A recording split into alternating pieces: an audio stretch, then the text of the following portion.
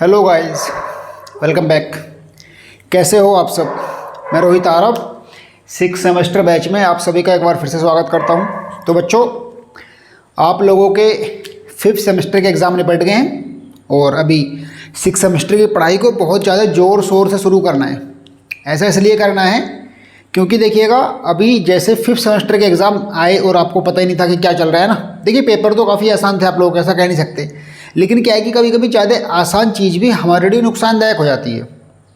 मतलब कि आप उम्मीद करके चलो हार्ड की और आपको मिल जाए आसान, तो वो भी कभी कभी हमारे लिए नुकसानदायक हो जाता है। और दूसरी बात बच्चों, कि आपके 6 सेमेस्टर के पेपर बस आने ही वाले हैं। अब कब, आपको पता भी नहीं लगेगा। मैक्सिमम 2 महीना, ज़्यादा से ज़्यादा 2 महीना है आपके पास। उन 2 महीनों में आपके 6 सेमेस्टर के एग्ज़ाम 100% स्टार्ट हो जाएंगे, ये गारंटी है मेरी। यानी कि अभी अप्रैल चल रहा है, मई जून, यानी कि 100% मई के लास्ट तक और जून के फर्स्ट वीक या मिडिल में आपके 100% एग्ज़ाम आपके इवनिंग सेमेस्टर यानी कि 6 सेमेस्टर वाले स्टार्ट हो जाएंगे। तो भैया, इसी दृष्टिगत रखते हुए, जैसा कि आपको पता है कि ये हमारा 6 सेमेस्टर बैच चल रहा है, तो आपको क्या करना है कि आपको इस 6 सेमेस्टर बैच को ज्वाइन करने के लिए डिस्क्रिप्शन में मेरा नंबर दिया है, स्क्रीन पर भी मेरा नंबर दिख रहा होगा आप लोगों को। बस इस नंबर पर आपको मुझे व्हाट्सएप पर मैसेज करना है। फीस बच्चे 1000 रुपीज़ कर दी गई है इस बैच की, जो कि बैच को देखते हुए बहुत ही ज़्यादा कम है। आप यकीन मानिएगा, बहुत ही ज़्यादा नॉमिनल कॉस्ट है ये। इतनी ज़्यादा कम कॉस्ट रहेगी कि आप इसका आइडिया भी नहीं लगा सकते, क्योंकि इतनी ज़्यादा परफेक्ट क्लासेस चल रही हैं, जो कि आप आज की इस क्लास में डेमो के तौर पर देख ही लोगे। तो बच्चों, जल्दी से बैच को ज्वाइन कर लो, क्योंकि समय है नहीं हमारे पास। और मैं इस बात की गारंटी देता हूँ कि अप्रैल में आपका सारे सब्जेक्ट का सारा सिलेबस ख़त्म कर दूंगा। ठीक, तो चलिए गाइस, शुरू करते हैं क्लास। आपका क्या शुरू करें, EEE सेकंड में आपको याद है कि हम लोगों ने अपने 3 चैप्टर ख़त्म कर लिए हैं। हम लोगों ने अपने 3 चैप्टर ख़त्म कर लिए हैं और उसके बाद अपने 4th नंबर के चैप्टर पर, यानी कि estimation of internal wiring installations पर, कहाँ पर आते हैं। आज जो हम शुरू कर रहे हैं बच्चों, वो हमारा EEE सेकंड का चैप्टर नंबर 4 स्टार्ट कर रहे हैं। तो चैप्टर को स्टार्ट करने से पहले मैं आपको एक पीछे का ओवरव्यू ले लेता हूँ कि हम लोगों ने अपना कहाँ तक का पढ़ा है। इतना आप अपने सभी दोस्तों को बुलाइए, जितने भी आपकी क्लास के हों, कॉलेज के हों, दूसरे कॉलेज के हों, आपके जितने भी जानने वाले हों, अपने सभी जानने वाले दोस्तों को बुलाइए और बोलिए कि रोहित सर आ गए हैं, क्लास को शुरू कर दिया है। देखिएगा कि हमारी कहानी क्या है बच्चों, कि हमने अभी तक चैप्टर नंबर 1 में हम लोगों ने क्या पढ़ा था। चैप्टर नंबर 1 में हम लोगों ने पढ़ा था बच्चे कॉन्टैक्टर कंट्रोल सर्किट्स। तो बेसिकली जो हमारे कॉन्टैक्टर कंट्रोल सर्किट्स थे वो क्या थे।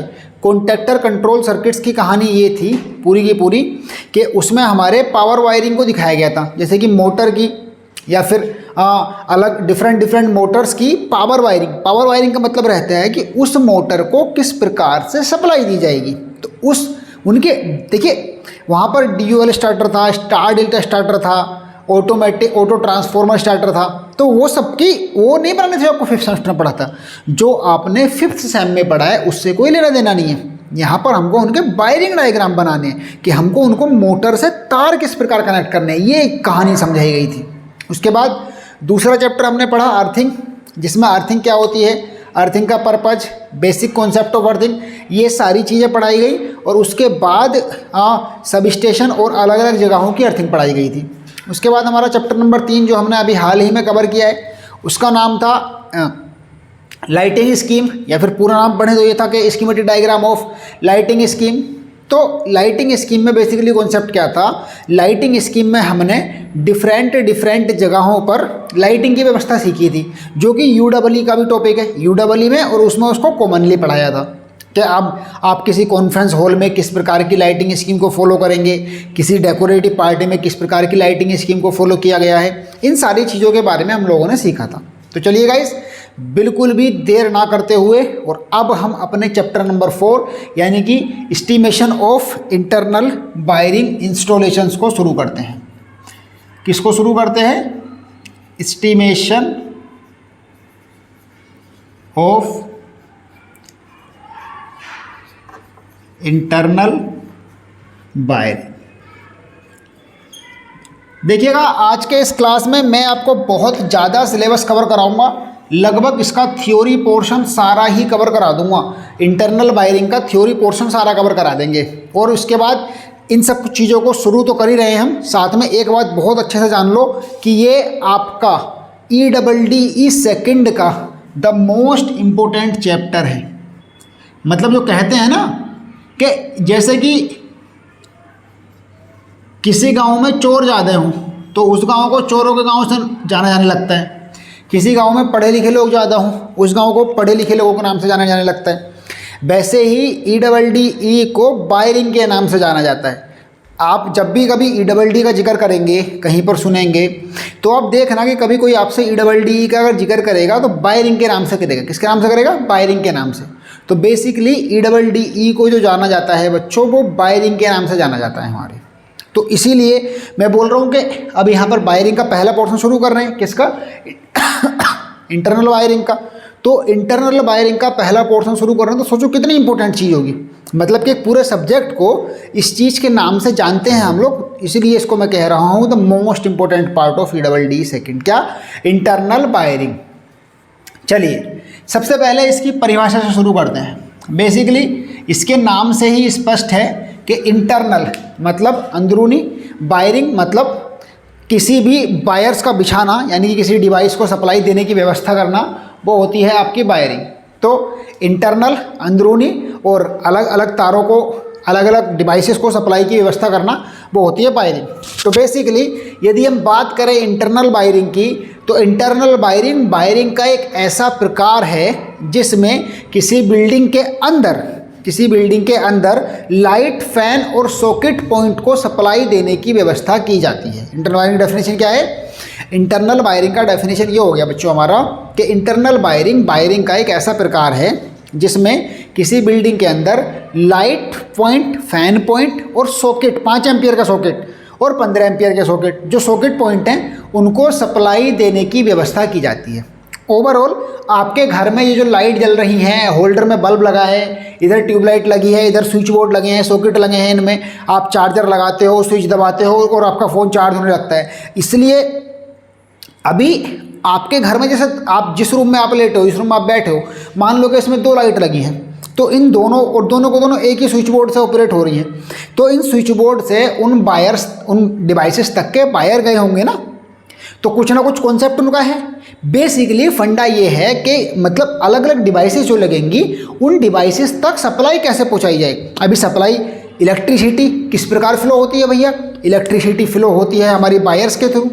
तो जब हमारी इलेक्ट्रिसिटी वायर्स के थ्रू फ्लो होती है तो ऑब्वियस सी बात है कि हम, जैसे ये स्विच बोर्ड है, तो इस स्विच बोर्ड से यहाँ तक हम अपना वायर लेके गए होंगे कुछ ना कुछ कॉन्सेप्ट। बस उन्हीं सारे कॉन्सेप्ट को क्लियर करेंगे हम इसने पूरे चैप्टर में।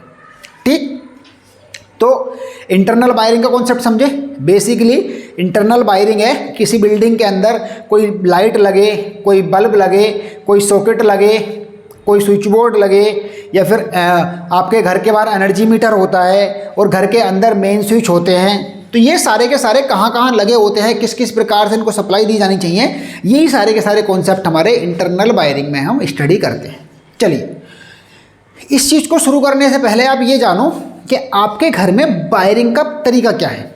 देखो आपके घर में बेसिकली बच्चों जो सप्लाई आती है उसमें सबसे पहले जो डिवाइस लगी होती है उसका नाम है एनर्जी मीटर, लेकिन हम उसको वायरिंग से बाहर रखते हैं। एनर्जी मीटर कौन सा वाला होता है बच्चों? मैंने बहुत बार इस बात का जिक्र किया है। एनर्जी मीटर वो मीटर होता है जो आपके घर के बाहर, जिसमें आपकी बिजली की रीडिंग वगैरह नोट करते हो ना, वो वाला मीटर आपका एनर्जी मीटर होता है। तो एनर्जी मीटर में 2 तार तो आते हैं और 2 तार एनर्जी मीटर से निकल के जाते हैं कहाँ जाते हैं? वो जाते हैं आपके मेन स्विच में। कहाँ जाते हैं? मेन स्विच में। मेन स्विच क्या होता है, इसके बारे में अगर EEE फर्स्ट पढ़ा होता तो आपको पता होगा कि मेन स्विच और डिस्ट्रीब्यूशन बोर्ड क्या होते हैं। मेन स्विच बेसिकली एक ऐसा लिंक रहता है जो कि पूरी जगह की सप्लाई को एक साथ कट कर सकता है या फिर पूरी जगह की सप्लाई को एक साथ जोड़ सकता है। मतलब कि अगर आपको किसी बिल्डिंग का मेन स्विच से तात्पर्य ये होता है कि इस स्विच से हम लोग पूरी बिल्डिंग की सप्लाई को कट कर सकते हैं, या फिर बिल्डिंग में अगर कट कर रखी है तो बिल्डिंग की सप्लाई को जोड़ सकते हैं। ये हमारा मेन स्विच रहता है। बेसिकली ये फ्यूज़ की तरह ही होता है ना। अभी सिंगल फेज सप्लाई है, तो हमारा DPIC, ये जो मेन स्विच होते हैं ये हमारे दो प्रकार के होते हैं, एक होते हैं DPIC और एक होते हैं TPIC। मतलब अगर सिंगल फेज सप्लाई है तब तो हम DPIC यूज़ करेंगे। DPIC की फुल फॉर्म होती है डबल पोल आयरन क्लैड। क्या होती है? Double pole. लिख देता हूँ, आप लोग भी हाथों हाथ लिखते चलो बच्चों साथ साथ, बाकी मैंने आपको नोट्स तो सेंड कर ही दूंगा। Double pole iron clad. और TPIC की full form triple pole iron clad. Triple pole iron clad. और देखिएगा, जब आप सिंगल फेस यूज़ करेंगे यानी कि 2 तार यूज़ करेंगे तब तो आप यूज़ करेंगे डबल पोल आयरन क्लैड। जब आप 3 फेस यूज़ करेंगे यानी कि 3 तार यूज़ करेंगे तब आप यूज़ करेंगे ट्रिपल पोल आयरन क्लैड। लेकिन यदि आप 3 फेस के 4 तार यूज़ करने पड़ेंगे, क्योंकि आपको पता है ना कि सिंगल फेस की जो सप्लाई होती है वो 2 तारों वाली होती है, 3 फेस की जो सप्लाई होती है वो 3 तारों वाली या फिर 4 तारों वाली हो सकती है। तो जब 3 तारों वाली है तब तो ये वाला, और 4 तारों वाली है तो उसमें एक न्यूट्रल का होता है, इसीलिए हम यूज़ करेंगे TPNIC। And the full name of TPNIC is triple pole with neutral iron clad. Triple pole with neutral या triple pole neutral iron clad, जैसे याद रख सकते हो वैसे याद रख लीजिएगा। तो ये हमारे मेन स्विच के प्रकार होते हैं। बेसिकली मेन स्विच के बारे में कॉन्सेप्ट तो हमने जान ही लिया कि मेन स्विच क्या होता है। तो मेन स्विच एक ऐसा स्विच होता है जो पूरे घर की सप्लाई को एक साथ कट कर सकता है या फिर एक साथ जोड़ सकता है।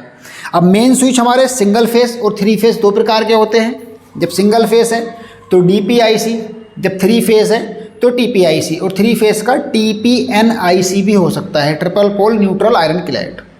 ठीक, तो मेन स्विच के बाद जो सप्लाई जाती है वो जाती है हमारे पास डिस्ट्रीब्यूशन बोर्ड में। किस में जाती है? डिस्ट्रीब्यूशन बोर्ड में। Distribution board. बेसिकली कहानी क्या है कि एनर्जी मीटर बाहर लगा है, एनर्जी मीटर से आपने देखा होगा 2 तार निकल के घर के अंदर को आते हैं आपके, तो जो दो तार घर के अंदर को आए वो मेन स्विच में गए। मेन स्विच की पहचान बताता हूँ आपको। आपके घर के मेन गेट के आसपास ही कहीं पर एक इतना बड़ा बॉक्स लगा रहता है, MCB बॉक्स जिसको बोलते हैं, उसमें एक लाल रंग की MCB को मेन स्विच कहते हैं। या फिर अगर ये नहीं लगा है तो हो सकता है कि आपके घर में ऐसे हत्ती वाला लगा हो, हैंडल वाला, चेंज ओवर जिसको बोलते हैं ना, वो भी आपका एक मेन स्विच का काम करता है। तो या तो वो चेंज ओवर टाइप का होगा या फिर आपका लाल रंग की MCB, मतलब डिफरेंट कलर की MCB होगी जो बाकी MCB लगी है। और ये डिस्ट्रीब्यूशन बोर्ड या फिर इसका दूसरा नाम डिस्ट्रीब्यूशन बॉक्स भी इसको कह सकते हैं। तो बेसिकली ये एक ऐसा बोर्ड या फिर ऐसा बॉक्स होता है जिससे हम सप्लाई को अलग अलग जगहों पर बांटते हैं। फॉर एग्ज़ाम्पल मान लीजिए बच्चों कि आप जो है सप्लाई को, मान लो आपके घर में 4 कमरे हैं, तो एक कमरे में आपको काम नहीं है तो आप सप्लाई, मान लो कि काम नहीं है और आपने सारे स्विच बंद कर रखे हैं, लेकिन जो सप्लाई है वो वायर्स के थ्रू सॉकेट पॉइंट तक तो जा ही रही है। तो कहानी क्या है कि आप सर्किट को बांट देते हैं, अलग अलग लोकेशन के सर्किट को अलग अलग बांट दिया जाता है, जिससे कि जब उस लोकेशन पर कोई यूज़ नहीं हो रहा है तो हम इस डिस्ट्रीब्यूशन बॉक्स से उसको बंद करके उस लोकेशन की सप्लाई को कट कर देंगे। और दूसरी बात, अगर मान लीजिए कि किसी एक कमरे में खराबी आ गई तो उस एक कमरे में आई हुई खराबी को ठीक करने के लिए अगर ये डिस्ट्रीब्यूशन बॉक्स या डिस्ट्रीब्यूशन बोर्ड नहीं लगा होगा तो कॉन्सेप्ट क्या होगा कि आपको उस पूरे घर की सप्लाई को कट करना पड़ेगा। कि पूरे घर की, मतलब मेन स्विच ये लगा ही ना हो तो फिर तो पूरी सप्लाई को कट करना पड़ेगा, तब कॉन्सेप्ट होगा। लेकिन यदि उसके पूरे सप्लाई को कट ना करना पड़े, इसके लिए डिस्ट्रीब्यूशन बॉक्स लगाते हैं। मान लो कि किसी एक जगह खराबी आई है तो हम देखेंगे कि हमारे कौन से सर्किट में खराबी है। जिस सर्किट में खराबी है बस उस सर्किट के डिस्ट्रीब्यूशन बॉक्स से उस सर्किट को बंद कर देंगे और बाकी सर्किट, बाकी घर में, बाकी बिल्डिंग में सप्लाई सुचारू रूप से चलती रहेगी। इसीलिए डिस्ट्रीब्यूशन बॉक्स या डिस्ट्रीब्यूशन बोर्ड लगाया जाता है। इसके ये फ़ायदे होते हैं। क्लियर? वैसे तो आगे आएगा कॉन्सेप्ट, अभी तो केवल वायरिंग का बेसिक हम लोग समझ के चल रहे हैं, आगे आएगा सारा कॉन्सेप्ट अभी, ठीक है।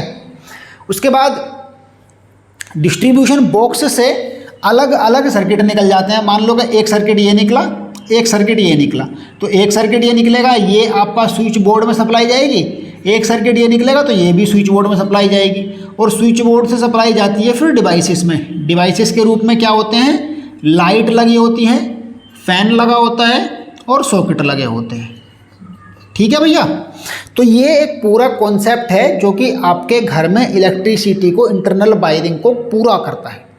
मतलब जो हमारी इलेक्ट्रिसिटी है, इंटरनल वायरिंग है, वो इस फॉर्मेट में, इस तरीके से आपके घर में दी गई है। कहानी क्या है, सबसे पहले एनर्जी मीटर में वायर आए, एनर्जी मीटर से निकल के मेन स्विच में गए, मेन स्विच से निकल के डिस्ट्रीब्यूशन बोर्ड में गए, डिस्ट्रीब्यूशन बोर्ड से सर्किट बटे, क्यों बटे अभी मैंने पूरा समझाया कॉन्सेप्ट, स्विच बोर्ड में गए, स्विच बोर्ड से वायर निकल के गए अलग अलग डिवाइसेस पर। ठीक लेकिन हम इसको अपनी मर्जी से नहीं कर सकते। ये नहीं है कि तार लेके आए मेन स्विच से, जहाँ से मर्जी वहाँ से झुला के ले गए। इसको करने के तरीके होते हैं, मतलब इसको करने के लिए कुछ रूल्स डिसाइड होते हैं। उन रूल्स को अभी बाद में पढ़ेंगे। पहले हम पढ़ेंगे इंटरनल वायरिंग कितने प्रकार से होती है। इंटरनल वायरिंग के कॉन्सेप्ट तो समझ गए ना। ये सब बेसिकली आपको इंटरनल वायरिंग का बेसिक कॉन्सेप्ट समझाने के लिए था कि इंटरनल वायरिंग बेसिकली हमारी होती क्या है। केवल ये चीज़ समझाने के लिए मैंने आपको अभी तक ये सब समझाया है कि बेसिकली हमारी इंटरनल वायरिंग क्या होती है। तो चलिए अब हम लोग पढ़ते हैं इंटरनल वायरिंग के प्रकारों को। ठीक है भैया, बेसिकली जो होता है वो, चलो इसको पहले इरेज कर लेते हैं। इसको इरेज करने के बाद फिर बात करते हैं हम लोग। ठीक है, तो बेसिकली जो हमारी वायरिंग है, मतलब इंटरनल वायरिंग का जो मेन कॉन्सेप्ट है वो तो बच्चों आप लोग समझ ही गए, उसमें तो कोई दिक्कत ही नहीं है ना। तो जब इंटरनल वायरिंग का मेन कॉन्सेप्ट क्लियर हो गया तो अब उसके बाद की बात कर लेते हैं। जब इंटरनल वायरिंग का मेन कॉन्सेप्ट आपका क्लियर, तो अब बात कर लेते हैं कि बेसिकली इंटरनल वायरिंग हमारी टाइप क्या है, इंटरनल वायरिंग के कितने प्रकार की होती है, कैसे कैसे इसमें डिवाइसेस लगा, वो रूल्स हैं, कैसे कैसे डिवाइसेस लगाई जाती हैं, वो सब रूल्स हैं। रूल्स को बाद में पढ़ेंगे, पहले सिर्फ उसके प्रकारों को पढ़ लेते हैं। ठीक है भैया, देखिएगा मैं आपकी इंटरनल वायरिंग मात्र 4 से 5 क्लासेस में ख़त्म कर दूंगा, लेकिन अगर आप लोगों ने साथ दिया तो जितना पढ़ा रहा हूँ वो बिल्कुल सब कुछ एकदम एक ही बार में आप लोग भी समझ के चलो। अगर समझ में नहीं आता है तो मार्क करके रख लो, जब अगली क्लास होगा अगली क्लास से पहले पहले पूछ लीजिएगा। ठीक है, चलिए तो बेसिकली अब हम पढ़ने वाले हैं types of internal wiring. Types of internal wiring की मतलब इंटरनल वायरिंग के प्रकार क्या होते हैं, क्या पढ़ेंगे। अब पढ़ेंगे हम इंटरनल वायरिंग को हिंदी में क्या बोलते हैं, मैं बता देता हूँ बच्चों आपको। आंतरिक तार स्थापन बोलते हैं। क्या बोलते हैं, आंतरिक तार स्थापन के प्रकार। तो अभी बेसिकली जो हमारी वायरिंग है वो अलग अलग बेस पर 4 या 5 प्रकार की होती है। मतलब कि देखो आप लोगों ने देखा होगा कि कभी कभी वायरिंग दीवारों के अंदर होती है, कभी कभी वायरिंग दीवारों के बाहर होती है, आप लोगों ने देखा है नहीं। और कभी कभी वो किसी पाइप में जाती है, कभी कभी ऐसे ही वायरिंग जाती है उस पर गिट्टी ठोक ठोक के और फिर तारों को लगा देते हैं। कभी कभी हम तार लगाते ही नहीं हैं। ठीक है, नहीं गलत तो नहीं कह रहे। तो बेसिकली हमारी जो वायरिंग होती है वो मुख्य रूप से तो 2 प्रकार की होती है। मुख्य रूप से वायरिंग 2 प्रकार की होती है। कौन कौन सी होती है, एक होती है ओपन वायरिंग और एक होती है सिस्टेमैटिक वायरिंग। ओपन वायरिंग, दूसरी होती है सिस्टेमैटिक। वरना इसको तो भूल ही जाओ, ओपन और सिस्टेमैटिक की बात मत करो, आप सीधे मेन कॉन्सेप्ट की बात करो। ठीक है, ओपन और सिस्टेमैटिक को छोड़ देते हैं, हम बात करते हैं बेसिकली जो वायरिंग होती है हमारी वो मुख्य रूप से, मतलब ओपन का मतलब खुली वाली वायरिंग। तो बेसिकली देखो वायरिंग के बारे में बात करें अगर, तो या तो तार नली में, कभी कभी नली में जाता है। आप लोगों के घर में ज़्यादातर के घरों में नली के अंदर जो तार जाते हैं और नली भी दीवारों के अंदर होती है। मुझे लगता है कि ज़्यादातर बच्चों के घरों में इस प्रकार की वायरिंग व्यवस्था की गई होगी। और देखो भैया, अगर आपने ये चैप्टर, ये पूरी बुक ध्यान से पढ़ ली तो अपने घर में वायरिंग में यदि कोई फॉल्ट आ जाता है तो उसको खुद से ठीक करने में सक्षम हो जाओगे। साथ ही साथ कमियां भी निकाल सकते हो कि आपके घर में वायरिंग किस प्रकार से गलत की गई है या कहाँ गलत नहीं की गई है। ठीक, हाँ चलिए फिर। तो वायरिंग जो होती है वो मुख्य रूप से सबसे पहले होती है क्लीट वायरिंग। क्या होती है, क्लीट वायरिंग, इसी को ओपन वायरिंग भी कह सकते हैं। दूसरी होती है बैटन वायरिंग। अभी इनके नाम लिखेंगे सबको बच्चे, परेशान मत होना। Batten wiring. आगे की होती है कंड्यूट वायरिंग। इन सब के बारे में कहानी समझाऊंगा मैं, ठीक है। उसके बाद आती है क्लीट, बैटन, कंड्यूट। फिर आती है हमारे पास केसिंग केपिंग, केसिंग केपिंग वायरिंग। और फिर एक और वायरिंग का प्रकार होता है, वो होता है लेड शीथड वायरिंग, ठीक है। तो बेसिकली क्लीट वायरिंग को ओपन वायरिंग भी कहते हैं, और ये सारी की सारी वायरिंग एकदम बंद होती हैं, लेकिन ये क्लीट वाली खुली होती है। बैटन वायरिंग को बैटन वायरिंग ही कहते हैं हिंदी में, बैटन वायरिंग, बैटन तार स्थापन। और कंड्यूट को बोलते हैं वाहक नली का, वाहक नली तार स्थापन। मतलब कि नली जो होती है प्लास्टिक वाली या फिर लोहे वाली। केसिंग केपिंग को केसिंग केपिंग बोलते हैं, केसिंग केपिंग वायरिंग। और लेड शीथड को भी लेड शीथड वायरिंग ही बोलते हैं। जल्दी से इन सब के जो नाम लिखे हैं, मैं इन सब के नाम को आपको एक्सप्लेन कर देता हूँ कि क्या क्या किस किस प्रकार की वायरिंग होती है, और उसके बाद हम लोग फिर जनरल रूल्स की तरफ बढ़ लेंगे कि हमारे वायरिंग के रूल्स क्या क्या होते हैं, ठीक है। तो बेसिकली ये जो वायरिंग के प्रकार हैं हमारे, cleat wiring, batten wiring, conduit wiring, casing capping wiring और लेड शीथड वायरिंग, इन सबको पढ़ने से पहले मैं एक बार फिर से आपको रिमाइंड कराना चाहूँगा कि बच्चों जल्दी से जल्दी अपने 6 सेमेस्टर बैच को ज्वाइन कर लीजिए। फीस मात्र 1000 रुपये है और जल्दी ही फीस बढ़ा दी जाएगी। ये फीस भी केवल 14 अप्रैल तक रखी गई है। 14 अप्रैल के बाद फीस बढ़ा करके 1500 रुपये कर दी जाएगी। सारा का सारा कोर्स बहुत ही ज़्यादा किफ़ायती दामों में आपको दिया जा रहा है, क्योंकि इस लेवल का कंटेंट बड़ा मुश्किल से आपको कहीं और मिलेगा, ठीक है बच्चों। चलिए फिर देखिएगा, क्लीट वायरिंग और ओपन वायरिंग क्या होती है। क्लीट वायरिंग एक ऐसी प्रकार की वायरिंग रहती है, आपने देखा होगा ना कि आपके घर में तार ऐसे लगाते हैं, फिर उन पर तार को रोकने के लिए कुछ प्लास्टिक के कवर, छोटे छोटे गुटके लगा दिए जाते हैं। उन गुटकों को बेसिकली क्लीट कहा जाता है। तो क्लीट वायरिंग एक ऐसी वायरिंग का प्रकार है जिसमें तार को गुटकों के थ्रू रोका जाता है, ठीक, क्लियर। बस इसके पीछे जानने लायक बात यह है, मैं इसको थोड़ा सा समझा देता हूँ। देखिएगा, जैसे ये 2 तार जा रहे हैं, ये हो गई क्लीट, ये हो गई क्लीट, ये लगी होती है क्लीट, है ना, गिट्टी जो लगी होती है। बस इसकी कहानी क्या है कि इन दोनों के बीच की दूरी, 2 क्लीट के बीच की दूरी होती है 60 सेंटीमीटर। 2 क्लीट के बीच की दूरी जो रखी जाती है वो रखी जाती है 60 सेंटीमीटर। अगर कुछ जानने लायक बात थी क्लीट वायरिंग में तो यही थी कि 2 क्लीट के बीच की दूरी कितनी होती है। तो भैया 2 क्लीट के बीच की दूरी होती है आपकी कितनी, 60 सेंटीमीटर। उसके बाद आती है बच्चों बैटन वायरिंग। क्या आती है, बैटन वायरिंग। देखिएगा, क्लीट वायरिंग तो अभी भी बहुत ज़्यादा होती है टेम्परेरी वायरिंग के तौर पर, लेकिन बैटन वायरिंग का कॉन्सेप्ट अब बहुत ख़त्म हो गया है। लेकिन स्टार्टिंग में जब वायरिंग हमने करना स्टार्ट किया था, अब से लगभग 20, 30, 50 साल पहले जब चले जाएं, तब वायरिंग तार तो तब भी होते थे, घरों में लाइट वगैरह तो तब भी जलती थी, किसी ना किसी प्रकार से वायरिंग की जाती होगी। तो उस समय पर बैटन वायरिंग का बहुत क्रेज़ था। बल्कि कहा जाए तो बैटन वायरिंग सबसे बढ़िया तरीका होता था वायरिंग करने का। तो बैटन वायरिंग के बारे में आपको बताता चलूँ कि बैटन वायरिंग में होता क्या है कि इसमें लकड़ी की पट्टियों के ऊपर वायर लेके जाते हैं। यदि आपके स्कूल की बिल्डिंग, आपके कॉलेज की बिल्डिंग पुरानी है तो आप ये देखोगे कि आपकी क्लासेस में भी बैटन वायरिंग लगी हुई मिलेगी आपको। बेसिकली क्या होता है कि लकड़ी की पट्टी होती है, इस लकड़ी की पट्टी के ऊपर तार लगाए जाते हैं और लकड़ी की पट्टी के ऊपर तार लगाए फिर उनको क्लिप से कस दिया जाता है। फॉर एग्जांपल एक डायग्राम बना लेके समझ लेते हैं। जैसे कि मान लीजिए ये वो लकड़ी की पट्टी है, इस पर ये तार गुजारे जा रहे हैं, ये तार ऐसे करके अलग अलग तारों के हिसाब से पट्टी के अलग अलग साइज होते हैं और यहाँ पर होते हैं क्लिप। इन क्लिप को कस दिया जाता है ऐसे करके, क्लिप ये कस दिए जाते हैं ऐसे करके, ये ऐसे। मतलब कि ऐसे करके ये आउटसाइड में जो लेयर है वो लकड़ी की पट्टी है, और ये जो तार गुजरे हैं ये वायर्स हैं, और ये इसके क्लिप के थ्रू इनको कस दिया जाता है। बेसिकली इन क्लिप्स के बीच की दूरी रहती है 10 से 15 mm। कितनी रहती है? सॉरी 10 से 15 सेंटीमीटर, mm नहीं, 10 से 15 सेंटीमीटर इन क्लिप्स के बीच की मतलब वर्टिकल डिस्टेंस रहती है कि आपस में दूरी कितनी है इनकी।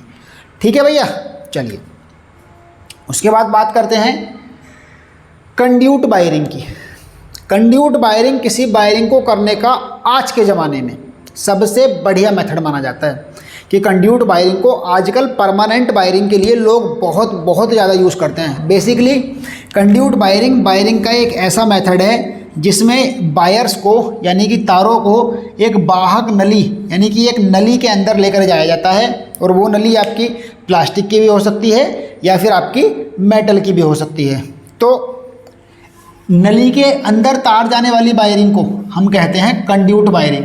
और मुझे लगता है कि आप में से लगभग 90% बच्चों के घरों में आज भी ये कंड्यूट वायरिंग ही हो रखी होगी। जल्दी से बताओ कितने लोगों के घरों में कंड्यूट वायरिंग हो रखी है? मुझे लगता है कि सबके घर में कंड्यूट वायरिंग हो रखी होगी, और वो भी अंदर वाली। कंड्यूट वायरिंग भी मुख्य रूप से 2 प्रकार की होती हैं। एक होती है, कंड्यूट वायरिंग के प्रकार लिख रहे हैं बच्चों यहाँ पर, एक होती है सरफेस कंड्यूट वायरिंग। देखिए तेज तो इसलिए पढ़ा रहे हैं क्योंकि समय नहीं बचा है। अब ये थोड़ी ना है कि आपको मैं स्लो पढ़ाता रहूँ, अब 1 महीने बाद पेपर है, फिर कैसे बाकी चीज़ों को कवर करेंगे।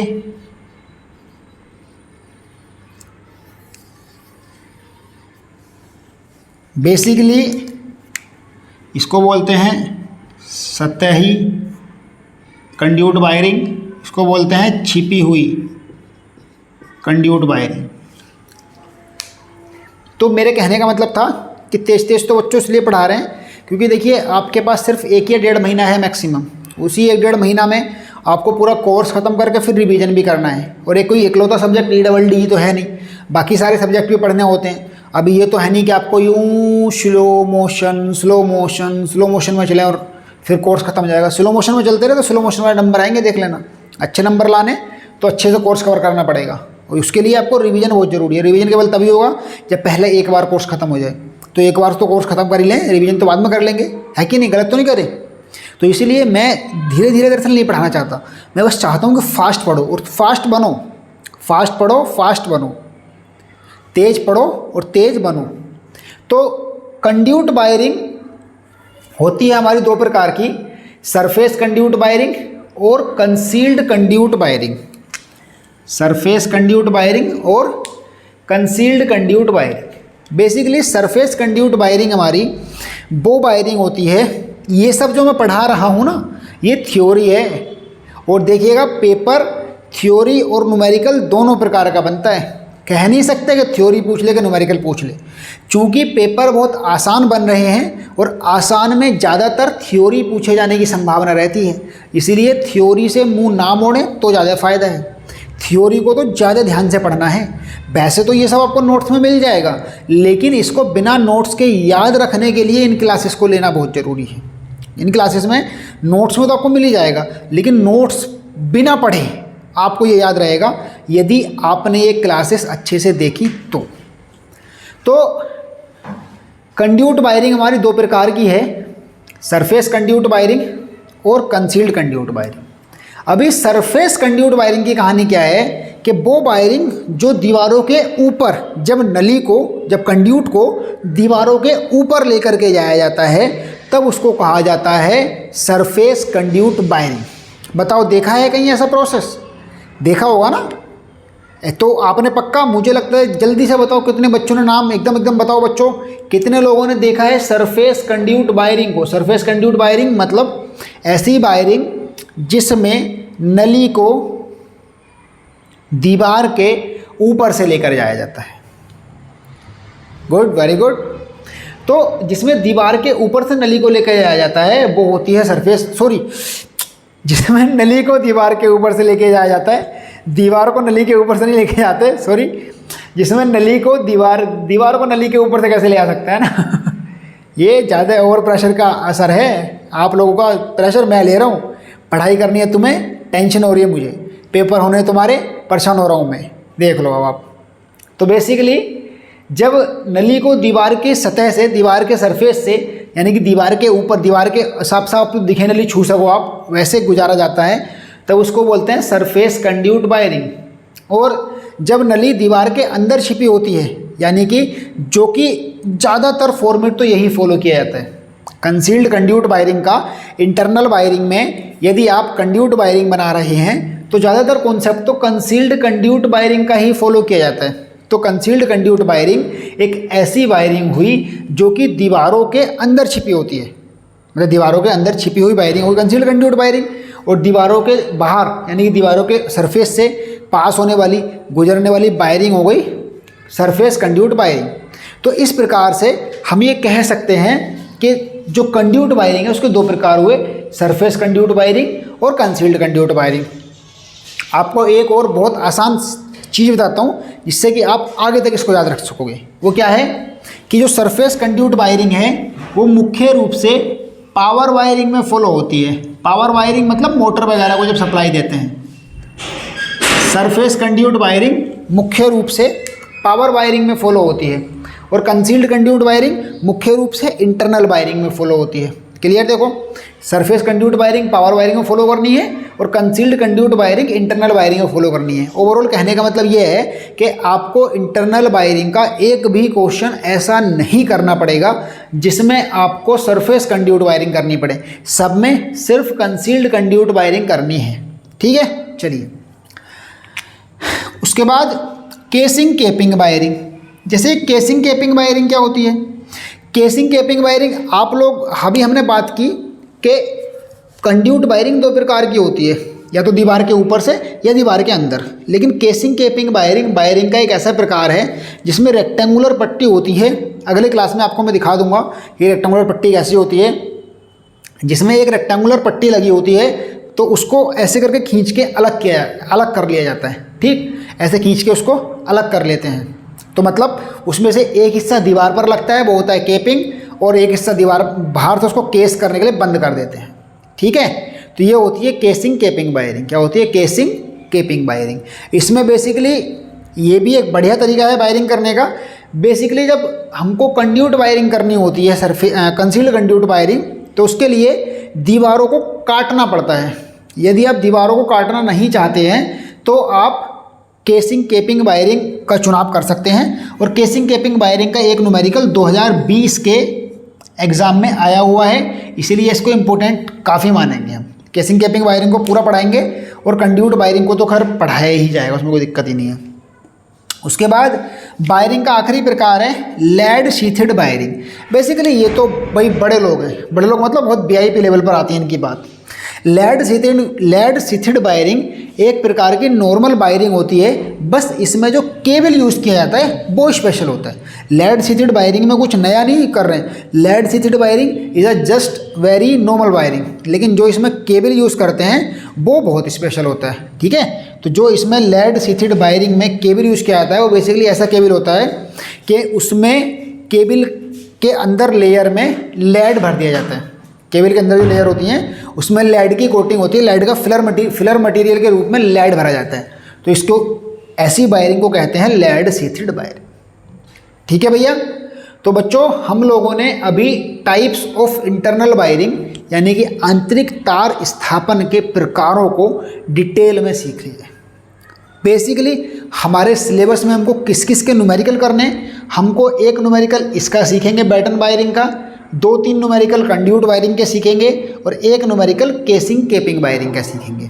बेसिकली न्यूमेरिकल करते समय हमको 2-3 बातों का ध्यान रखना पड़ता है कि कैसे कैसे कहाँ डिवाइस लगाई जाएंगी, उनके रूल वगैरह अभी मैं आपको सिखाऊंगा, और फिर उनका किस प्रकार से प्रिपरेशन किया जाएगा। तो इन तीनों से, अगर तीनों में से किसी से भी आप न्यूमेरिकल करो कोई अंतर नहीं है, बस क्या अंतर है, एसेसरीज का अंतर रहेगा।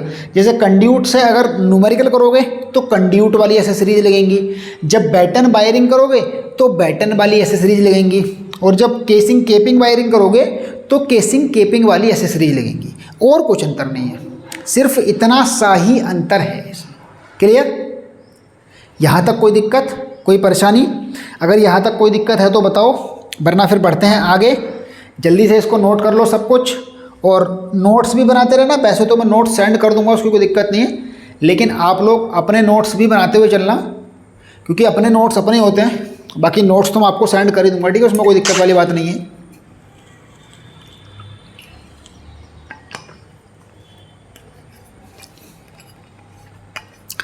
बाकी बच्चों, और भी लोगों को अपने इस 6 सेमेस्टर बैच को लेने के लिए प्रेरित कीजिए, बुलाइए। फीस मात्र 1000 रुपये है, और इस 1000 रुपये में आपको सारे सब्जेक्ट के नोट्स PDF जो मैं खुद बनाऊंगा वो मिलेंगे, और आपको साथ ही साथ सारे बुक्स के PDF मिलेंगे। प्रोजेक्ट के बारे में आइडिया और पूरी हेल्प की जाएगी, और ACSEE application of computer software in electrical engineering जो आपका प्रैक्टिकल सब्जेक्ट है उसको भी पढ़ाया जाएगा। तो इतना सस्ता कोर्स आपको उपलब्ध करा रहा हूँ मैं इस 6 सेमेस्टर बैच का। तो बिल्कुल से आप अपने दोस्तों को बोलिए, अपने साथियों को बोलिए कि रोहित सर पढ़ा रहे हैं एक बैच, और इतनी ज़्यादा कम कॉस्ट में मात्र 1000 रुपये में आपको 3-4 सब्जेक्ट और प्लस प्रोजेक्ट और प्लस बुक का PDF, नोट्स का PDF सब कुछ प्रोवाइड कराया जा रहा है। जल्दी ले लो, कभी मौका हाथ से छूट ना जाए, क्योंकि 14 अप्रैल के बाद फीस 1500 रुपये कर दी जाएगी। ठीक है बच्चों, चलिए फिर बढ़ते हैं आगे, और अब पढ़ते हैं जनरल रूल्स, या कुछ और पढ़ें? नहीं, यही पढ़ते हैं। अब पढ़ते हैं जनरल रूल्स वायरिंग के लिए। तो वायरिंग की कहानी तो समझ गया ना कि वायरिंग क्या होता है। वायरिंग में बेसिकली अलग अलग बल्ब वगैरह लगाए जाते हैं, तो वो 15-16 रूल्स हैं। बस उन 15-16 रूल्स को आपको पढ़ाता हूँ, और फिर हम अगली क्लास में मिलेंगे। आज की क्लास में बस रूल्स तक ही रहने देंगे, लेकिन रूल्स का जानना बहुत ज़रूरी है। रूल्स को समझ लेना कि इतना ज़्यादा उससे पढ़ना है आपको शिद्दत से कि पूरा पूरा आपके दिमाग में एक ही बार में घुस जाना चाहिए। क्योंकि अगर रूल्स आपके माइंड में एंटर नहीं कर पाए तो फिर क्वेश्चंस लगाने में बहुत दिक्कत होगी। जनरल रूल्स फॉर वायरिंग, या फिर कहें तो इंटरनल वायरिंग। क्या कहें? इंटरनल वायरिंग के आंतरिक तार स्थापन से संबंधित सामान्य नियम। आंतरिक तार स्थापन से संबंधित सामान्य नियम।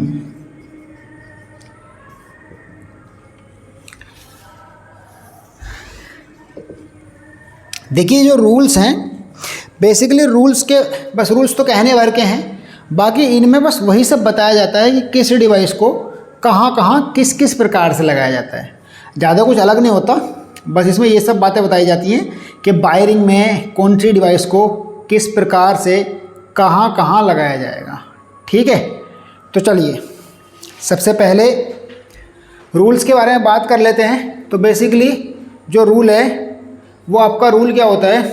देखिए, सबसे पहला रूल जो होता है मतलब कि अलग अलग डिवाइस हैं, तो मैं अलग अलग डिवाइस से लगाने को रूल ना बता करके मैं सारे के सारे रूल्स आपको एक साथ बताऊंगा। मतलब ऐसा नहीं है कि मैं आपको अलग अलग डिवाइसेस के रूल बताएं। अलग अलग डिवाइसेस के रूल बताने में आप कंफ्यूज रहेंगे और याद करने में थोड़ी दिक्कत पड़ जाएगी। ठीक है नहीं, तो जल्दी से मैं आपको कुछ रूल आज बताते हैं, कुछ बचे हुए रूल आपको अगली क्लास में बताएंगे। ठीक है, अभी बस मेन 10 रूल्स ले लेते हैं। ठीक है, देखिएगा, जब हम वायरिंग करते हैं तो मैंने बोला था कि एनर्जी मीटर वैसे तो पहले से लगा होता है, लेकिन एनर्जी मीटर का भी एक रूल है। तो एनर्जी मीटर का रूल ये है कि एनर्जी मीटर फर्श यानी कि फ्लोर से 1.5 मीटर की ऊंचाई पर लगा होता है, ऊपर लगा होता है। सबसे पहला रूल है कि एनर्जी मीटर जो है वो आपका फर्श से 1.5 मीटर ऊपर लगा होता है। कहाँ लगा होता है? फर्श से 1.5 मीटर ऊपर लगा होता है। उसके बाद ये जो डिस्टेंस है ना, ये वर्टिकल डिस्टेंस है। जैसा मान लीजिए कि ये आपका फर्श और ये दीवार है पूरी, तो एनर्जी मीटर यहाँ पर लगेगा। इसको बोलेंगे एनर्जी मीटर। ये इस हाइट को, ये जो हाइट रहेगी ये रहेगी 1.5 मीटर। ऐसे करके कॉन्सेप्ट है, कभी आप इसमें कंफ्यूज हो जाएं कि हम किस हाइट की बात कर रहे हैं। ठीक है, उसके बाद एनर्जी मीटर का तो कॉन्सेप्ट फालतू था, एनर्जी मीटर की तो हमको लगाना नहीं। हमको पूरी वायरिंग में कहीं भी एनर्जी मीटर तो लगाना ही नहीं है। हमको लगाने क्या है, हमको लगाने हैं अपने main switch, distribution board, light, switch board, socket, fan, ये सब चीज़ें। ठीक है, तो अब लगाते हैं हम मेन स्विच के बाद। तो मेन स्विच की भी सेम डायमेंशन है। मेन स्विच फर्श से 1.5 मीटर ऊपर लगाया जाता है। सेम डायमेंशन डीबी की भी है। डीबी यानी कि डिस्ट्रीब्यूशन बोर्ड फर्श से 1.5 मीटर ऊपर लगाया जाता है। ठीक, अभी मेन स्विच और डीबी की कहानी हो गई, और अब बात आती है कि स्विच बोर्ड, जो हमारे कमरों में स्विच बोर्ड लगे होते हैं, वो स्विच बोर्ड कहाँ लगे होते हैं। तो स्विच बोर्ड के बारे में रूल ये कहता है कि स्विच बोर्ड फर्श से 1.25 मीटर ऊपर लगा होता है। याद रखिएगा, मेन स्विच और डीबी फर्श से 1 जैसे मान लीजिए कि यहाँ पर ये फर्श बना देता हूँ मैं ताकि बाकी सारे डिवाइसेस लगा सकें। ये फर्श बन गया और ये बन गई हमारी छत। तो जैसे यहाँ पर लगा है हमारा ये मेन स्विच, तो जो स्विच बोर्ड है वो लगेगा इससे भी नीचे। स्विच बोर्ड मेन स्विच से नीचे लगा होता है क्योंकि वो लगा है 1.5 मीटर ऊपर और स्विच बोर्ड लगा है 1.25 मीटर ऊपर। उसके बाद अगला रूल स्विच बोर्ड से रिलेटेड, स्विच बोर्ड हमेशा दरवाजे के पास, स्विच सरल नोट करते चलो, स्विच बोर्ड हमेशा दरवाजे के पास 0.5 मीटर की दूरी पर लगा होता है। दूरी पर मतलब जैसे मान लो कि ये दरवाज़ा खुल रहा है, आपने ये नोटिस किया होगा कि देखिएगा कहीं कहीं पर 0.5, वैसे तो बेसिकली एग्जैक्ट जो डिस्टेंस है वो 0.25 मीटर है रूल्स के अकॉर्डिंग, लेकिन मैं इसको 0.5 लिखवा रहा हूँ क्योंकि फिर कैलकुलेशन में बहुत मिस्टेक होती है। ठीक, इसीलिए तो 0.5 मीटर की दूरी पर लगा होता है। इसका मतलब क्या है, इसका मतलब यह है कि जैसे आप दरवाज़ा खोलते हो तो दरवाजे के जस्ट, जैसे मान लीजिए दरवाजा इधर को खुला है, तो दरवाज़ा खुला तो दरवाजे के जस्ट बराबर में स्विच बोर्ड लगा होता है कि नहीं।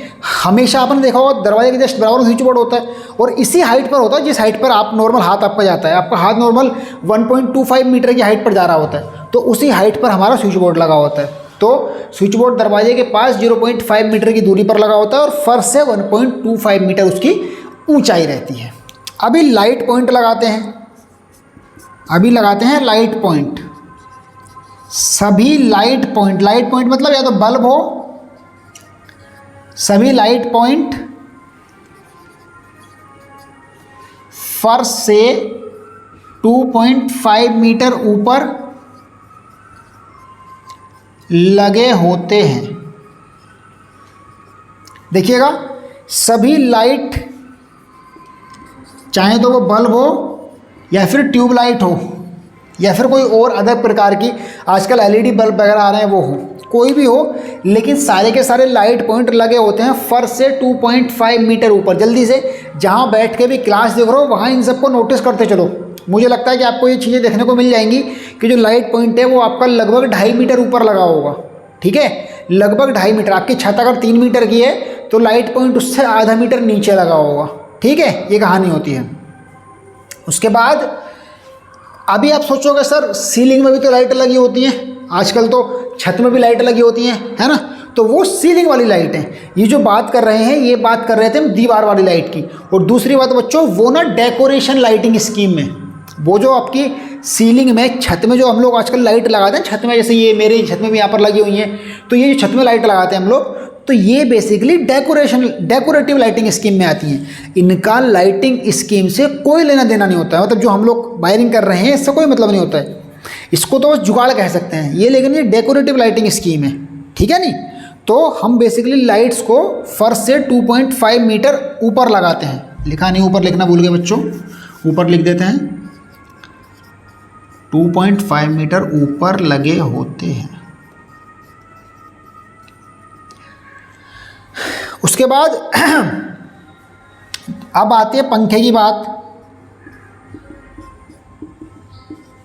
फैन की अधिकतम ऊंचाई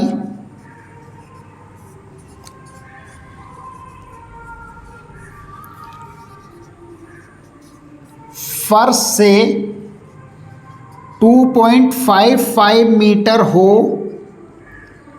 सकती है। जो हमारा फैन है, जो पंखा है, उसकी फर्श से मैक्सिमम ऊंचाई सिर्फ 2.55 मीटर हो सकती है। कि मतलब किसी भी हालत में फैन को इतना ऊपर नहीं लेकर के जाना है कि फर्श से इससे ज़्यादा ऊपर हो जाए। इससे ऊपर फर्श से कभी भी किसी भी दशा में फ़ैन नहीं लगेगा। चाहे आपने देखा होगा कि जब छत नीची होती है तो उसमें फ़ैन के साथ छोटी रोड लगाते हैं, जब छत ऊंची होती है तो उसमें फ़ैन के साथ बड़ी रोड लगाते हैं। तो जब छत छोटी है, मतलब जब छत नीची है तो छोटी रोड, यानी कि क्योंकि हमको इस हाइट पर इससे नीचे कितना भी फ़ैन हो सकता है, इसके ऊपर नहीं जाना है, ठीक। तो फर्श की जो मैक्सिमम हाइट है वो फर्श से 2.55 मीटर हो सकती है। क्लियर? चलिए इसको मिटा रहा हूँ और जो 2-4 मेन रूल हैं उनके बारे में बात कर लेते हैं। सिर्फ आज के इस क्लास में 10 रूल्स रहने देंगे और उन 10 रूल्स में भी हमारा लगभग सारा का सारा पोर्शन खत्म हो जाएगा, क्योंकि सिर्फ 12-13 रूल्स हैं। ज़्यादा रूल्स मैं आपको नहीं पढ़ाऊँगा, बाकी आपको नोट्स में मिल जाएंगे, ठीक है बच्चों। क्योंकि हम सिर्फ उन्हीं रूल्स के बारे में बात करेंगे जो कि हमारे क्लास के हैं, जो हमारे न्यूमेरिकल को काम में आए, न्यूमेरिकल लगाने के काम में आएंगे। तो अगले रूल के बारे में बात करें तो अगले रूल के बारे में बात करते हैं HR फुल फॉर्म होता है हॉरिजॉन्टल रन। अभी बेसिकली HR क्या होता है, देखो आपके घर में जब अगर अंदर वाली वायरिंग कर रखी है तो समझना मुश्किल है, लेकिन अगर आपके घर में बाहर से केसिंग केपिंग वाली वायरिंग कर रखी है, यानी कि आपको वायरिंग दिख रही है तार जाते हुए, तो आप देखोगे जैसे कि मान लो ये अगर स्विच बोर्ड है, स्विच बोर्ड से ऐसे करके पट्टी जा रही होगी, फिर ऐसे करके मुड़ रही होगी ऐसे करके, फिर यहाँ पर जैसे बल्ब लगाए, फिर ऊपर को ऐसे करके जा रही होगी, फिर ऐसे करके छत में जाके ये पंखा लगा होगा, है ना। तो बेसिकली इसको बोलते हैं HR। मतलब कि ऐसा नहीं है कि जहाँ से हमने, जब फॉर एग्जांपल मान लो एक दीवार पर बल्ब यहाँ लगाना है, एक बल्ब यहाँ लगाना है, तो ऐसा नहीं कि इसमें तार सीधे यहाँ से यहाँ ले जाएंगे, ऐसा कॉन्सेप्ट नहीं होता। प्रॉपरली ऐसे जाएंगे, ऐसे आएंगे। मतलब कि एक रहता है आपका HR, यानी कि हॉरिजॉन्टल रन। हमको स्विच बोर्ड से तार निकाल के HR पर जाना होता है। उसके बाद जहाँ भी जाना है वहाँ हम ऐसे पहले स्विच बोर्ड से ऐसे चलेंगे, फिर ऐसे ये HR की पट्टी, तो इस HR की पट्टी से इधर को भी मुड़ सकते हैं, इधर को भी, ऊपर को भी, कहीं को भी चाहें, लेकिन जाएंगे इस HR पर ही, ठीक है। इसको बोलते हैं हॉरिजॉन्टल रन। समझ गए ना HR का कॉन्सेप्ट? बाकी अगली क्लासेस में और अच्छे समझाऊंगा मैं, ठीक है। तो HR हॉरिजॉन्टल रन, फर्श से 2.5 मीटर ऊपर या छत से 0.5 मीटर नीचे होता है। मतलब कि जो ऐसे वाली लाइन जिसके बारे में बात की हमने, ऐसे जो जा रही है, वो फर्श से 2.5 मीटर ऊपर या फिर छत से आधा मीटर नीचे जाएगी यदि छत की ऊंचाई यदि छत की ऊंचाई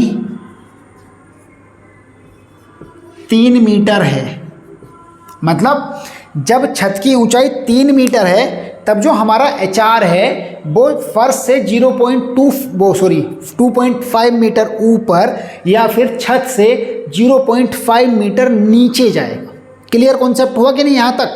लेकिन अभी मैं उसको लिखूंगा नहीं, उसको ओरल बता रहा हूँ कि जब छत की ऊंचाई हमारी 3 मीटर से ऊपर यानी कि 4 मीटर या 5 मीटर की छत हमारी होती है तो आप HR को सीलिंग से, सीलिंग बोलते हैं इसको, ये जो छत आपको दिख रही है इसको सीलिंग बोलते हैं, तो सीलिंग से 1 मीटर नीचे ले सकते हो। फिर से सुन लीजिए, बेसिकली HR को सीलिंग से आधा मीटर नीचे लिया जाता है। HR से ऐसे जो तार जाएंगे सब में ऐसे करके उसको आधा मीटर नीचे लिया जाता है। चलिए HR का कॉन्सेप्ट में दिखाता हूँ। अब ये देखो यहाँ पर एक फोटो दिख रहा होगा आपको, इसमें आपको HR दिखेगा अभी, है ना? ये देखो ये है HR, ये जो पट्टी जा रही है ये HR है। क्लियर? अब तो पूरा समझ गया नहीं? तो इस HR को अगर छत 3 मीटर तक है तब तो इसको ऊपर से आधा मीटर नीचे लेंगे, और जब छत हमारी 3 मीटर से ज़्यादा 4 मीटर 5 मीटर 6 मीटर की है तब इसको सीलिंग से 1 मीटर नीचे लिया जाता है। क्लियर? अब तो HR समझ गए नहीं? जल्दी से बताओ, यहाँ तक कोई डाउट हो तो? हाँ, गुड, वेरी गुड।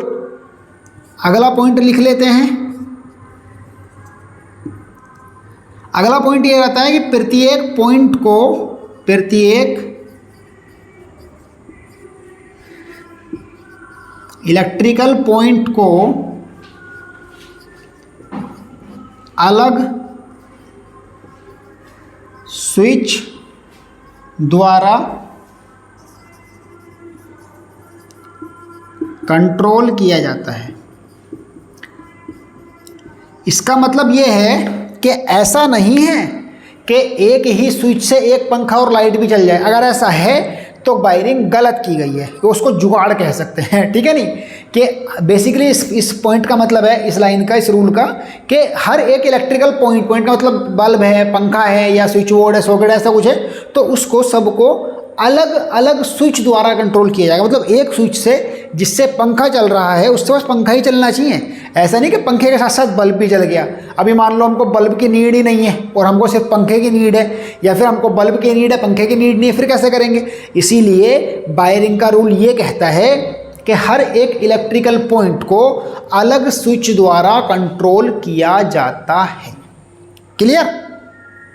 कोई दिक्कत तो नहीं? यहाँ तक समझ में आया? उसके बाद बस एक पॉइंट और ले लेता हूँ आज की क्लास में, बाकी के सारे पॉइंट हम बच्चों अगली क्लास में लेंगे। 4-5 पॉइंट और हैं मेन जो हमारे काम के हैं। वैसे तो पॉइंट अनगिनत हैं, लेकिन सिर्फ मेन पॉइंट को ही लेंगे हम, ज़्यादा पॉइंट्स को नहीं लेंगे। ठीक है? तो इसके बाद इससे अगला देखिए, लाइट और फैन सबकी मैंने आपको बता ही दिया है। अभी क्या पॉइंट लें? चलिए एक पॉइंट ये ले लेते हैं कि 5 एम्पियर का सॉकेट,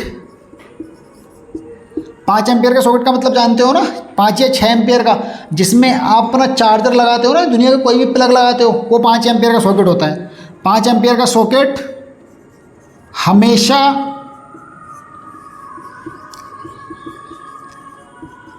स्विच बोर्ड पर फर्श से 1.25 मीटर ऊपर लगाया जाता है। मतलब क्वेश्चन करते समय ध्यान रखेंगे कि हम अपने 5 एम्पियर के सॉकेट को हमेशा स्विच बोर्ड पर ही लगाएंगे, और स्विच बोर्ड तो लगा होता है फर्श से 1.25 मीटर ऊपर। अगर आपको किताब में कहीं 1.3 मीटर दिख जाए तब भी कंफ्यूज मत होइएगा, क्योंकि 1.3 मीटर 1.25 मीटर एक ही बात होती है बच्चों। ठीक है ना? किसी बुक में आपको 1.3 मीटर भी देखने को मिल सकता है, किसी बुक में आपको 1.25 मीटर देखने को मिलता है। तो आज की इस क्लास में हम लोग इतने ही रूल्स रहने देते हैं। अभी 4-5 रूल्स और हैं, उनको पढ़ना है। उसके बाद रूल्स के बाद हम लोग पढ़ेंगे कि कनेक्शन किस प्रकार से देते हैं, जो कि 2 प्रकार के होते हैं, tree system, distribution board system, है ना। और फिर और भी सीखेंगे लूपिंग मेथड, और क्या बोलते हैं आपका उसको जॉइंट बॉक्स मेथड, और फिर हम सीखेंगे कौन सी नली में कितने तार जाते हैं। अभी बहुत कुछ बचा हुआ है, थ्योरी पोर्शन भी। अभी थ्योरी की लगभग 2 क्लासेस और ली जाएंगी और फिर 3-4 क्लासेस न्यूमेरिकल्स की, ठीक है। तब जाके कहीं वायरिंग खत्म होगा। वायरिंग बहुत जरूरी पार्ट है, ये समझ लो भैया, वायरिंग बहुत ज़रूरी है। EDD सेकंड को सीखने के लिए सबसे ज़्यादा ज़रूरी कुछ पोर्शन है तो वो आपका वायरिंग ही होता है।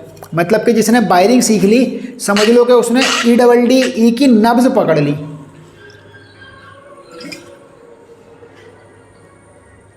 अभी क्या है कि तुम लोग EDD फर्स्ट पढ़ के नहीं आए हो। अगर EDD फर्स्ट पढ़ के आते ना तो ये नौबत ही नहीं होती। ये सब रूल सबको पहले से पता होते और हम यूं करके एकदम आगे बढ़ जाते हैं। तो आपको मैं EDD सेकंड के साथ साथ इतना स्लो इसलिए पढ़ा रहा हूँ इसको स्लो ही कहेंगे, मेरे अकॉर्डिंग इसको स्लो ही कहेंगे, ठीक है। वरना तो मैं बहुत तेज़ पढ़ाता हूँ, बहुत ही तेज़। अगर आप EDD फर्स्ट पढ़ के आए होते तो हम सीधा न्यूमेरिकल कर रहे होते, अभी 15 मिनट के बाद सीधा न्यूमेरिकल कर रहे होते, ठीक है नहीं। तो आप भी थोड़ा फास्ट बनो, और मैं तो ऑलरेडी स्लो चल रहा हूँ आपके साथ। और अपने बाकी दोस्तों को भी इस 6 सेमेस्टर बैच के साथ जोड़ो। देखो बच्चों, जो नए हैं उनके लिए बताता हूँ कि 6 सेमेस्टर बैच में आपको क्या क्या मिलेगा। 6 सेमेस्टर बैच में आपको सारी की सारी बुक्स के PDF, UEE, IMR EE, EDD second, ACS EE और प्रोजेक्ट से रिलेटेड इन्फॉर्मेशन मिलेगी। सारे के सारे नोट्स, प्रोजेक्ट फाइल, सारे प्रैक्टिकल्स परफॉर्म कराए जाएंगे कम्प्लीटली। उसके बाद आपको क्लासेस मिलेंगी डेली अपडेट। फीस मात्र 1000 रुपये रखी है मैंने, इतनी नॉमिनल कॉस्ट है इसका, तो आप आइडिया भी लगा सकते हैं। इससे ज़्यादा का तो अगर मैं आपको सलाह दूँ ना तब भी इससे ज़्यादा के पैसे हो जाएंगे। तो जल्दी से कोर्स को ज्वाइन कर लो। 14 तारीख तक, 14 अप्रैल तक, 14 अप्रैल तक आपकी फ़ीस 1000 रुपीज़ है। उसके बाद फीस 1500 रुपीज़, 1500 रुपीज़, 1500 रुपये हो जाएगी। तो 1000 रुपये की फ़ीस में जल्दी से बैच को ज्वाइन कर लो। और अगर आपने बैच ज्वाइन कर लिया है तो अपने दूसरे साथियों को प्रेरित करो, बैच के साथ जोड़ो, लाओ, ठीक है। और अगर आप नए हो बच्चे, क्लास अच्छा लगा है, क्लास को तुरंत लाइक कर दो। साथ ही साथ अगर आपने अभी तक चैनल को सब्सक्राइब नहीं किया है तो चैनल को सब्सक्राइब बिल्कुल करना मत भूलना। तुरंत के तुरंत अभी सब्सक्राइब मार दो और बेल आइकन को दबा दो। उसके बाद ये रहा मेरा नंबर, आपको स्क्रीन पर भी दिख रहा होगा। किसी भी समय जीवन में कभी भी आपको ज़रूरत पड़े, चाहे आप बैच लो मत लो, व्हाटएवर, कोई ज़्यादा खास फ़र्क नहीं पड़ता इस बात से।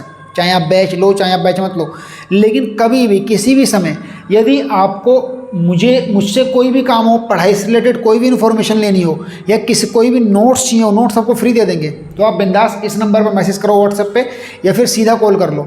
किसी भी प्रकार की कोई दिक्कत नहीं, आप मुझे कॉल करेंगे तब भी मैं आपसे हमेशा बात करूँगा। ऐसा नहीं कि आप बैच लोगे तभी आपकी समस्या का समाधान किया जाएगा। बस पढ़ाई करते रहो, पढ़ना बहुत ज़रूरी है, क्योंकि अभी देखो मात्र 1-1.5 महीना में आपके पेपर आ जाएंगे। तो इसलिए अगर बैच लेना है तो जल्दी डिसाइड कर लो, 1-2 दिन में ही, ज़्यादा समय नहीं है। और वैसे भी फीस में बढ़ा दो, क्योंकि फिर जब पेपर पास में आते हैं तो फिर बच्चों की मजबूरी होती है, तो फीस उस टाइम बढ़ा कर रखी जाएगी। तो 14 अप्रैल तक फीस 1000 रुपीज़ है, उसके बाद फीस आपकी 1500 रुपीज़ हो जाएगी, ठीक है।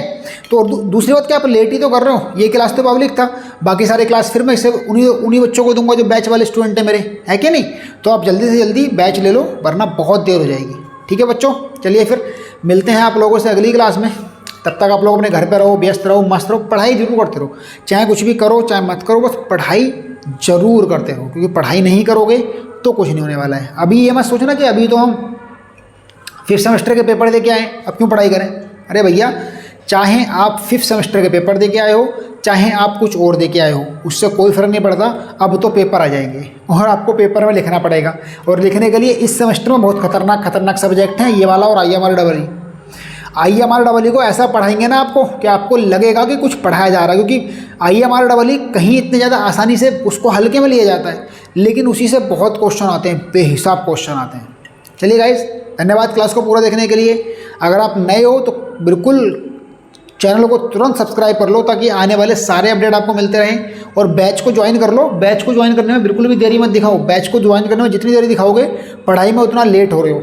ये बात गारंटी की है कि आपसे 1000 रुपये लेकर के मैं उसको 10,000 रुपये का आपको कोर्स प्रोवाइड कराएंगे, ठीक है। इतना ज़्यादा मटीरियल आपको मिलेगा, आपकी सारी समस्याओं का समाधान होगा कि आप सोच नहीं सकते। चलिए गाइस, धन्यवाद, नमस्कार, मिलते हैं आप लोगों से अगली क्लास में। Thank you so much.